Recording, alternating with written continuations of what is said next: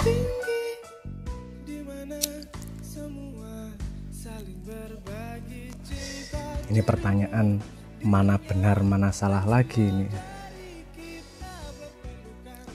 Saya akan selalu menghindar dari pertanyaan sesederhana itu. Hidup tuh nggak sesederhana benar salah. Tapi kita perlu konteks ke belakang untuk memahami itu. Kenapa tidak bisa dikatakan benar salah, barat timur dan seterusnya. Kita lagi kontekstual, konseptual, logical, physical, detailnya seperti apa. Itu pisau analisis yang agak enak itu untuk dipakai itu. Sebenarnya sepemahaman saya ada fundamental drive, ada naluri fundamental dari setiap manusia, entah itu di barat, entah itu di timur, entah itu zaman prasejarah, entah itu zaman modern, ada satu fundamental dorongan yang mungkin difahami atau tidak difahami oleh manusia. Tapi kalau kita lihat secara objektif, semua manusia melakukan itu. Dan ini tentu hipotesis ya. Gini, setiap manusia yang bisa berbuat sesuatu, dia memiliki sesuatu yang namanya life, hidup. Hidup itu gimana? Definisi paling sederhana yang tidak mati. Life. Dan naluri semua manusia itu adalah expand life. Dia ingin melebarkan life-nya, meluaskan hidupnya.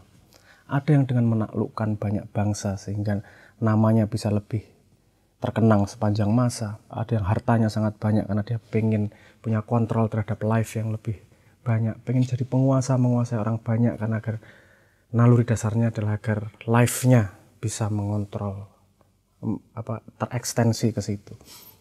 Nah, kalau ngomong cara barat, cara timur itu memahami alam, kita kan jadi tahu bahwa itu fundamentally dari mesin yang sama. Bahwa orang tidak hanya bisa tidak puas hidup dengan dirinya sendiri, tapi pengen expand, pengen paham lebih, pengen tahu lebih, pengen menjelaskan lebih, pengen expand life-nya, pengen melebarkan hidupnya. Misalnya begini, kalau Anda dipenjara di satu kamar, Anda pasti nggak tahan pengen keluar. Ketika Anda dibukakan pintu, Anda punya akses rumah, akan senang luar biasa dan merasa terbebaskan. Tapi kasih waktu itu 2 bulan, 3 bulan, Anda akan merasa terpenjara lagi dan pengen keluar rumah lagi. Nah, itu sifat dasar bahwa memang gelombang pengen melebarkan life ini tidak pernah berhenti. Nah, terus gelombangnya arahnya kemana? Itu kemudian kan terpengaruh oleh sejarah, keadaan lokalnya, dan seterusnya. Kita contoh paling sederhana dari sudut pandang linguistik misalnya. Kata onta di bahasa Arab itu bisa kosakatanya bisa sampai 600 lebih itu. Untuk mendeskripsikan onta yang lagi ngupil, kayak lagi duduk, kayak lagi berak, kayak ngapain dan seterusnya. Di Indonesia onta ya onta. Tapi kita punya deskripsi yang luar biasa banyak untuk urusan gede kecil. Misalnya kelapa, ada bluluk, ada cengkir, ada degan, ada kelopo, kemudian ada aking dan seterusnya. Itu kenapa kita punya spesifikasi detail ke situ? Karena keadaan alamnya menyediakan tempat expand life-nya di situ, expand knowledge-nya, mendetilkannya arahnya ke situ. Di Arab nggak peduli detail urusan kelapa, karena memang tidak mengalami kelapa, tapi mengalami onta jauh lebih banyak. Jadi kita bisa lihat bahwa pertumbuhan manusia, expand life-nya ke arah mana itu tergantung dari ekologinya. Jadi kalau orang timur dengan ekologi yang berbeda melihat barat salah, itu berarti dia belum bisa melihat fundamental motif manusia expand life. Yang dia lihat adalah ketidakcocokan apa yang dia tahu dan dengan yang orang lain tahu. Dan itu menurut saya kurang mendasar itu. Jadi perdebatan kemudian yang benar barat atau yang benar timur, kita mau menjawab dari level mana nih? Kalau kita menjawab dari level experience personal, orang barat pasti ngomong yang paling benar barat, yang salah adalah timur.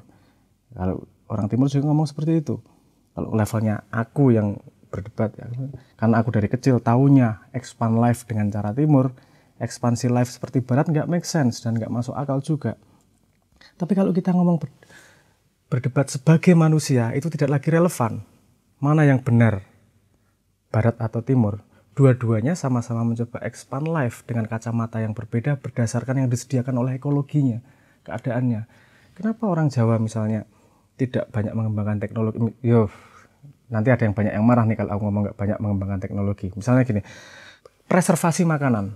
Kenapa di barat teknologi mengawetkan makanan itu sangat penting dan teknologinya berkembang? Karena mereka punya kebutuhan itu. Mereka nggak bisa bertanam ketika musim dingin sehingga mereka harus menemukan cara untuk menjaga makanan itu agar tidak busuk.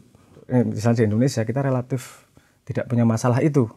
Setiap musim bisa cari makanan yang berbeda. Kemudian yang berkembang adalah kuliner. Tinggal makanan yang berbeda mau diolah seperti apa. Kalau kemudian timur variasi kulinernya sangat banyak karena variasi bahan yang bisa dimakan memang lebih banyak di Indonesia daripada di barat. Jadi kemudian kita jadi sepertinya lebih advance urusan makanan. Yang sana seperti advance urusan teknologi. Itu bukan kemudian dikotomi barat timur yang mana lebih baik, mana lebih benar. Itu karena responsif manusia terhadap ekologinya, bagaimana dia expand life-nya ke arah yang mana. Justru kalau kita ngomong sebagai manusia, 2 poin itu bukanlah 2 poin substitutif, mana yang benar, mana yang salah. Tapi itu poin komplementer. Karena cara melihat dunia itu bisa bermacam-macam. Kita kemudian turun ke pertanyaan ini. Ekologi mana yang benar? Ada yang musim dingin, ada yang apa yang nggak ada yang musim dingin. Mana yang benar? Kita nggak bisa memperdebatkan itu. Itu Tuhan yang ngasih. Itu kenyataan di bumi yang ada. Bahwa manusia merespon terhadap itu, berarti output responnya juga tidak bisa disalahkan kepada manusianya. Itu memang sebuah variasi yang disediakan oleh alam yang membuat manusia punya arah ekspansi life-nya yang berbeda. Ekspansi life dalam urusan pengetahuan, dalam urusan spiritual, dalam urusan pemahaman, ekspansinya juga punya pengaruh besar terhadap ekologi.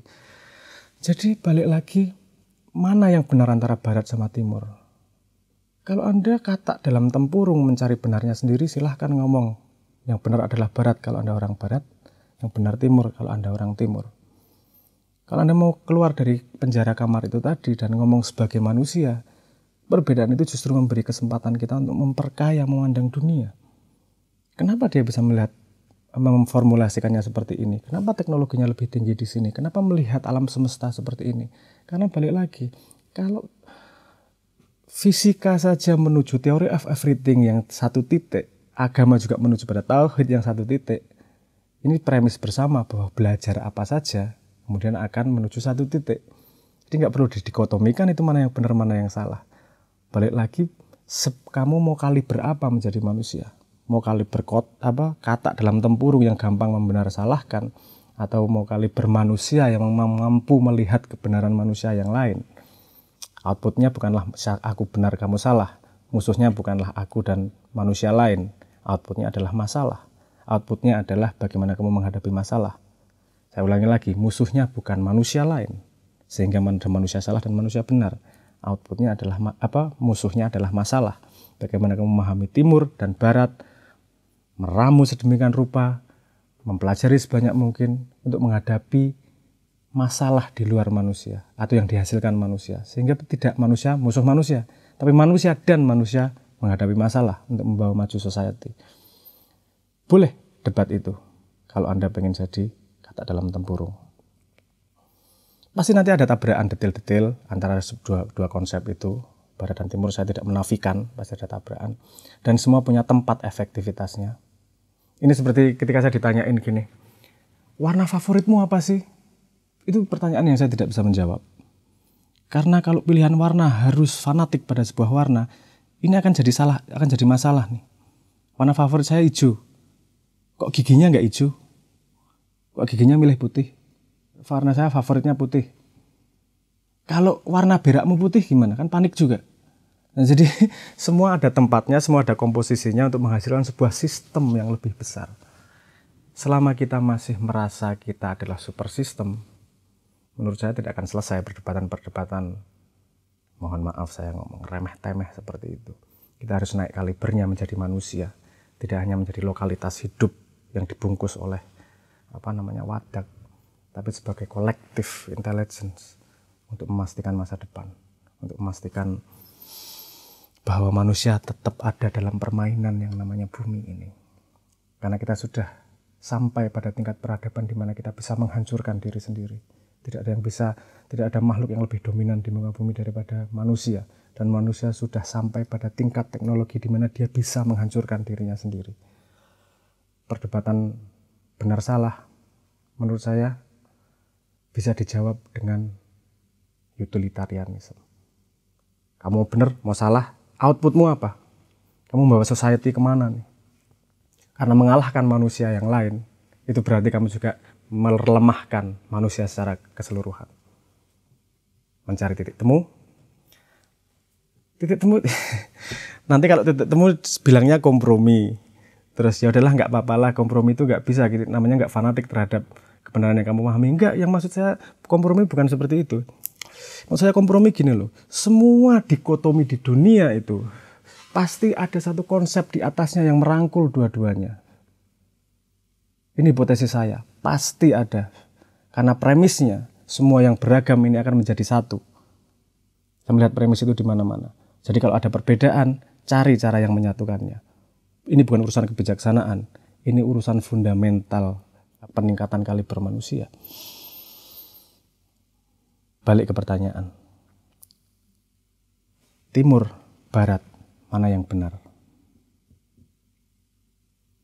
Yang bisa menjawab masa depan. Bukan barat yang timur yang akan menang. Tapi manusia menang melawan dirinya atau manusia kalah melawan masalah yang dibuatnya sendiri.